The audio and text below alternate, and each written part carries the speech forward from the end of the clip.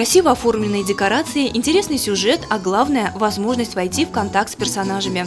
В спектакле «Приключения лесного эха», поставленном в драматическом театре имени Арслана Мубарякова, маленькие зрители активно участвовали в развитии событий.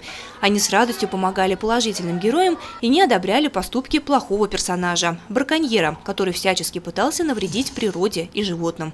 Целая гора мусора у меня в рюкзаке. А что с ним делать, да, ребята? Куда? Мусорку! Вот еще, силы еще тратить.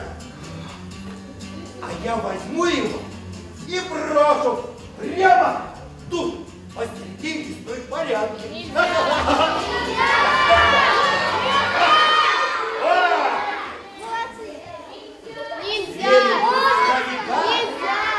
Постановщик спектакля – актер и режиссер Вадим Гильманов. Автор признается, что давно мечтал создать для детей такой спектакль.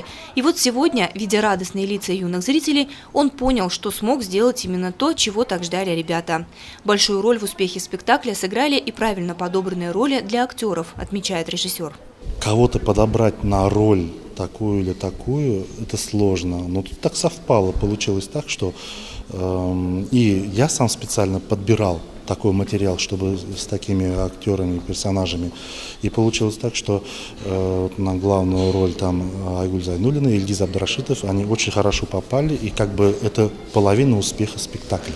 Все как-то очень хорошо гармонируют, очень хорошо смотрятся на фоне вот этой декорации, которую, кстати, оформила наш художник Зелия Улаевна Нургалеева.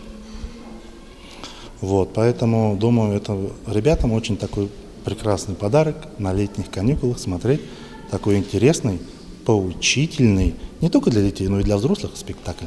Спектакль рассчитан на зрителей в возрасте от 5 до 13 лет, и его главная цель – пробудить интерес детей к проблемам экологии, познакомить их с лесными обитателями, дать больше сведений о лесных растениях.